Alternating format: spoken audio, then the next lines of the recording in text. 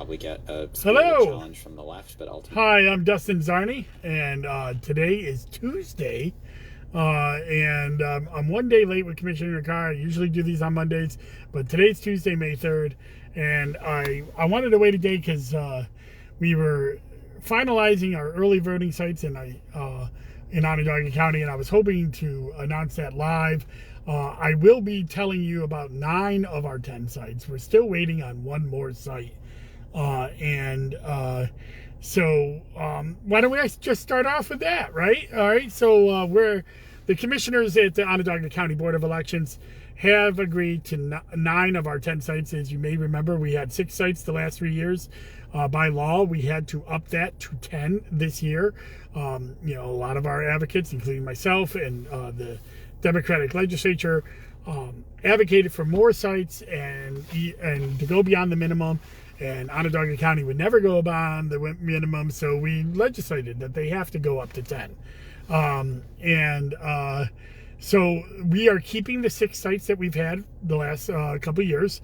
That is DeWitt Town Hall, Clay Town Hall, Camillus Town Hall, Lafayette Fire Station number 1, and inside the city, Armand Magnarelli Center and Southwest Syracuse Community Connections at Southwest Community Center.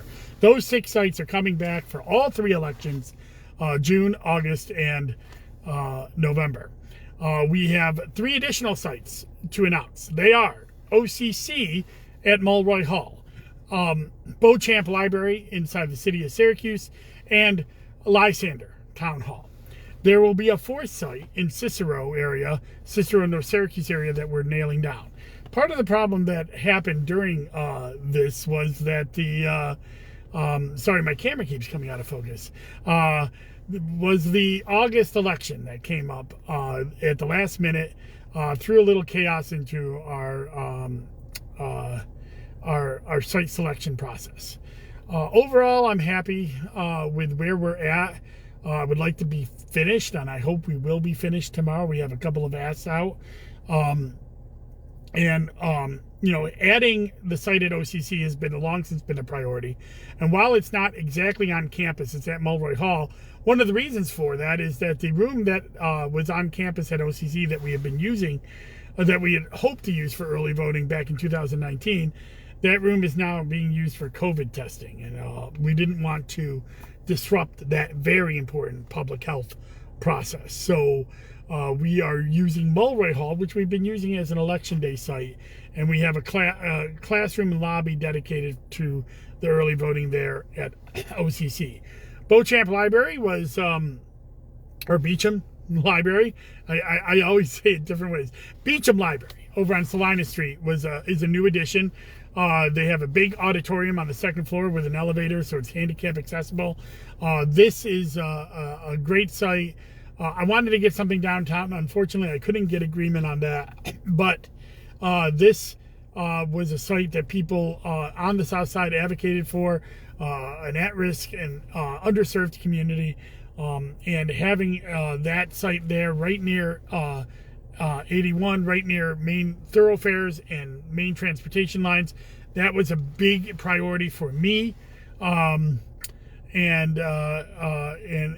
that was important. David, the reason we don't have an early voting site in Manlius is because we have one at DeWitt Town Hall, which is right on the border.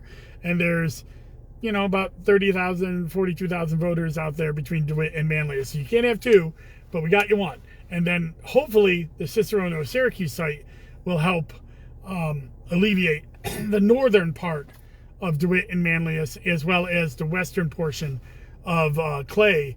And then, of course, the Lysander Town Hall site will help the northwest corner of the county and also the western portion of Clay, eastern for the Cicero site. That way we can alleviate some of the congestion we saw up at Clay Town Hall. So that is our early voting plan as of today. We have, I hope, a couple of sites that we're working with, and we hope to have an announcement on that tomorrow, and then a big announcement of all 10 of our sites sometime soon. So this is what the commissioners have agreed to. It's part of the public record, so I don't mind sharing that with you here today. And we're still working on it because of that 3rd primary, which kind of leads me to my next my next thing is that we do have this August 23rd primary for the state Senate and the congressional. This is what we know on that right now. There will be a hearing on May 6th. That's this Friday. The special master, Jonathan Service, is going to be hearing from all the people who have submitted maps about why they should select their maps. Jonathan Service is a well-known and well-respected special master.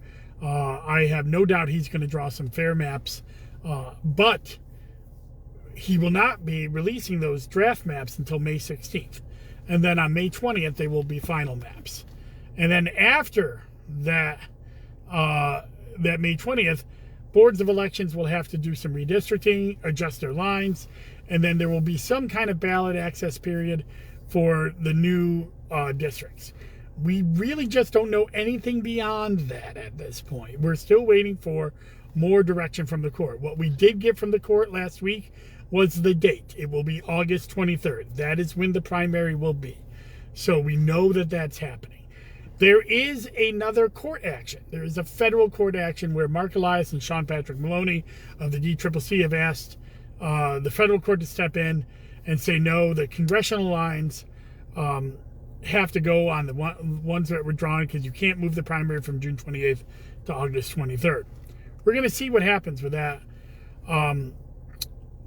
I have found that the only way I can get peace and quiet, there's no way to get peace and quiet, but the only way I can find some kind of reason and peace in my life when it comes to redistricting is in court cases is that we just have to wait for the judge to make these decisions and then react to those decisions as best as possible. And that's what we're going to do at the Onondaga County Board of Elections. It's what we did in 2020, and this is logistically even harder than 2020, but it's what we're going to do it. We have great staff at our board. I have faith in the state board to get the answers to us that we need. We're all working together. We're providing data to each other, making people understand what we need at the county boards, what the state board needs. They're telling the judge, and hopefully we will get everything we need. But either way, we're going to get it done. I'm very confident that this group that I have around me at the Onondaga County Board election, on both sides, we're going to get this done. So we will see what the court does over the next week or so, and I'm hoping to have that 10th early voting site for you sometime tomorrow and or Thursday, and a press release going out this week on that. So stay tuned to the social feeds. Also, we have a new lieutenant governor in New York. Anthony Delgado Congressman Delgado of New York 19. He has been selected to be the new lieutenant governor. A bill was passed and signed a couple of days ago that allowed for the replacement of a candidate if they were indicted for a crime. I've touched on this podcast before, and now that it's done, I'll elaborate on it. I believe this was the right thing for New York, even if it doesn't look right. And let me explain. I believe that the ballot should be truth. What is on the ballot should be something that the voter can have confidence that these are people that are running for office. I've always believed that. I believe that people should be able to get off the ballot voluntarily. I believe people should be able to get off the ballot after losing a primary. I feel like many times we promote versions of weird political machinations that border on voter fraud when we have people saying they're running for another office just to get off the ballot for another office. And we've seen that in our mayoral race by the Republicans doing it, and in our that was in 2013, and in 2018 we saw the Democrats do it in 2016 and 2018 in the congressional race. So I believe people should be able to get off the ballot a lot easier if they want to. In this case, I really believe an indicted politician should not be on the ballot. It's not a it's about confidence for voters, and we should not be allowing somebody who's indicted to remain on the ballot, especially since they don't want to be on the ballot. And I've wavered back and forth about whether the governor should be able to name. They can name a lieutenant governor. There was a vacancy. Brian Benjamin resigned. She can name a lieutenant governor anytime she wants. But whether that person should appear on the ballot, and I understood arguments to say, well, you can let somebody off the ballot, but maybe not let somebody else on.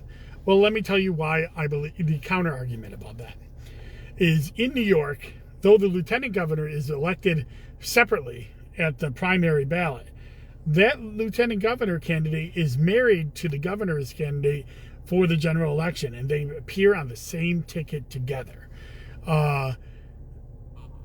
It is, you can argue whether that is, wise, or you can argue whether we should be doing it that way, but that is the way we do it. And I always lead to more choices for New York voters.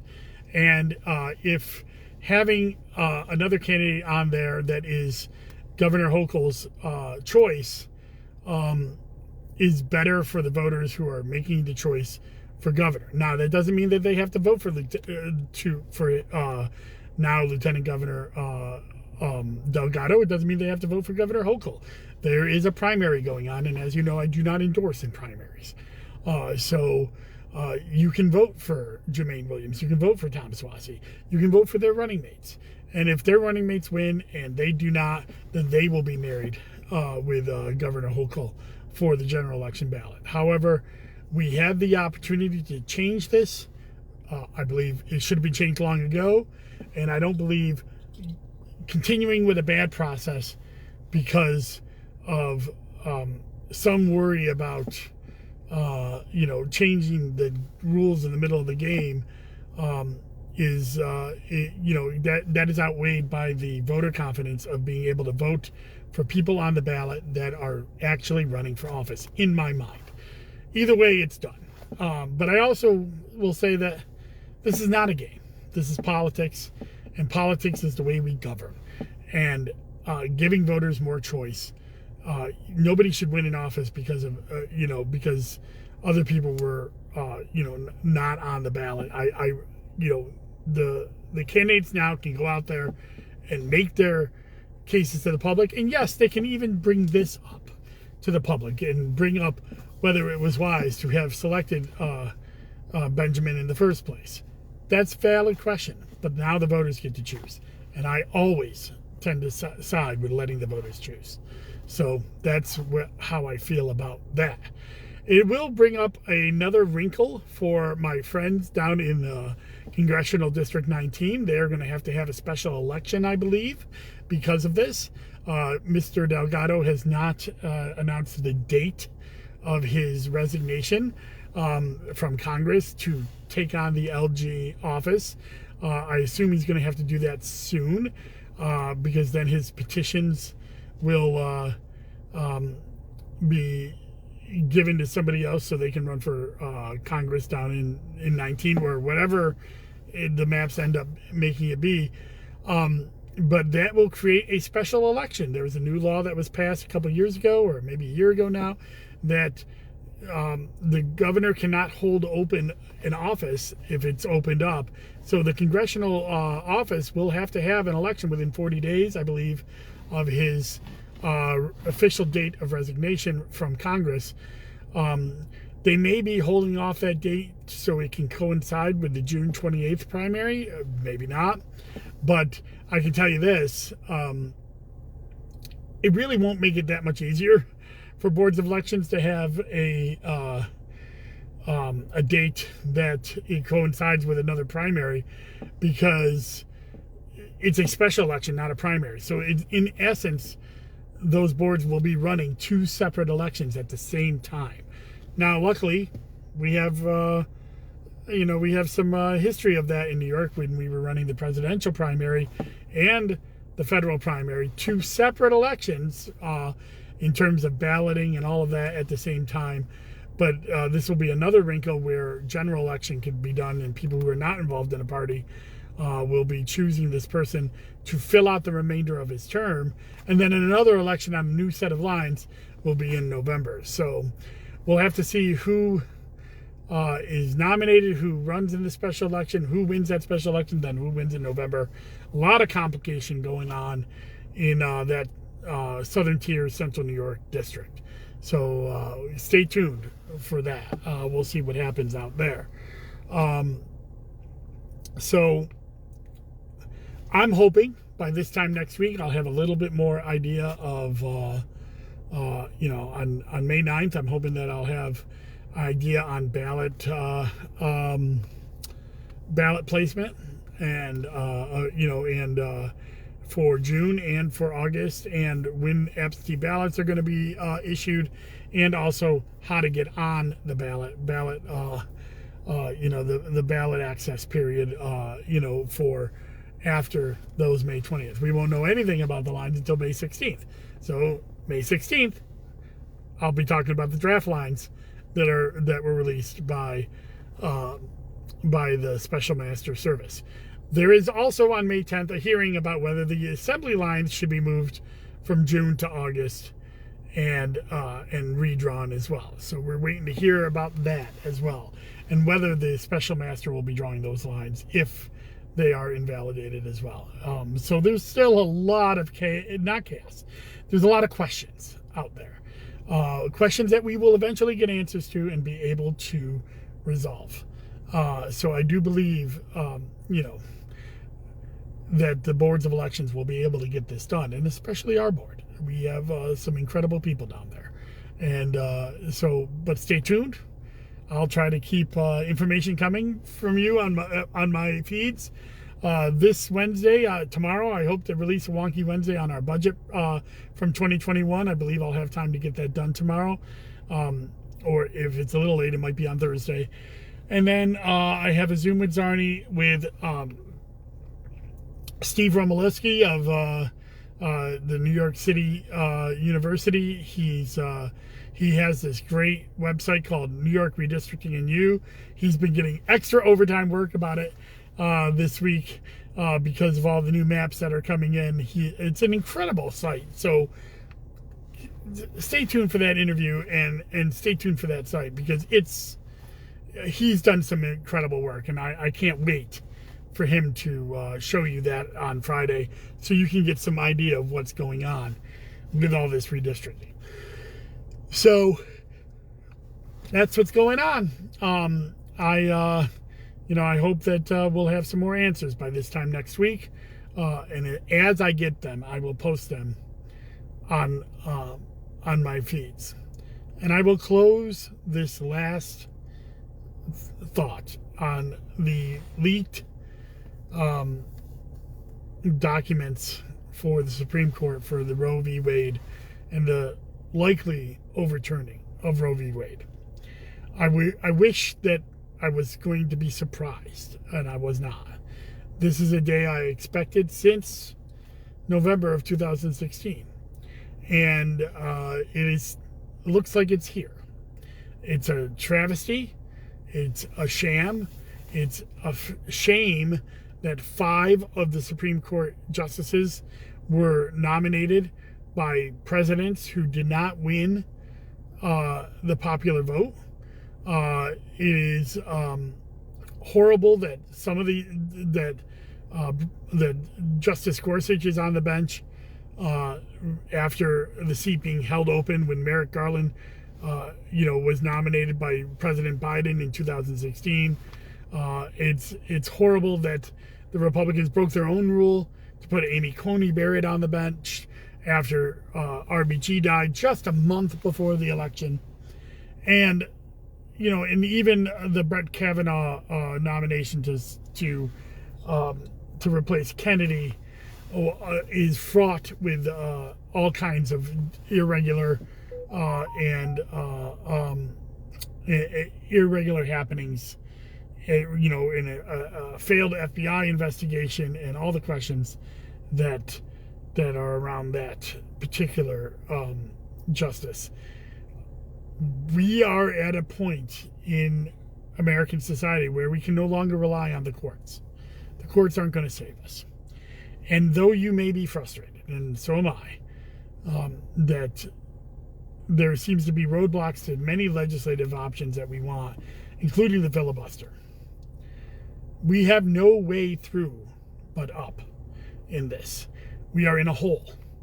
And the only way that we can mitigate some of these problems and then start to retract and replace some of our rights that we are going to lose over the next 6 to 10 years is to elect people that respect our Constitution, that elect power structures that respect our Constitution and respect our rights, and will put legislation in place regardless of antiquated rules like the filibuster or worry about blowback from people who are bad faith actors. We need Supreme Court reform. We need to codify Roe v. Wade. We need to codify same-sex marriage, and we need to codify all of these rights and not rely on the courts to give it to us, because as we can see, the courts can then take it away if the wrong group of people get in there. So you may not want to hear it, but we have to fight. We have to continue the fight, even when we lose. And it's not going to be easy, and it's not going to end tomorrow, or tomorrow's tomorrow, or the next year, or the year after that. This is a generational fight, and our only option is to fight or give up, and I'm not ready to give up. My son and my daughter and my family depend on people not giving up, so I can't give up, and I hope you won't either, because it's time to get to work. We have a lot of elections this year. We have a lot of people running for office, and we have a lot more opportunities to make change in our society. We need to go out there and get this work done. And that's all I got to say. I'll see you on the flip side. Please be safe. Wear a mask. COVID is still pretty high in our community, high levels of transmissions. And, please keep you and your loved ones safe. Bye-bye.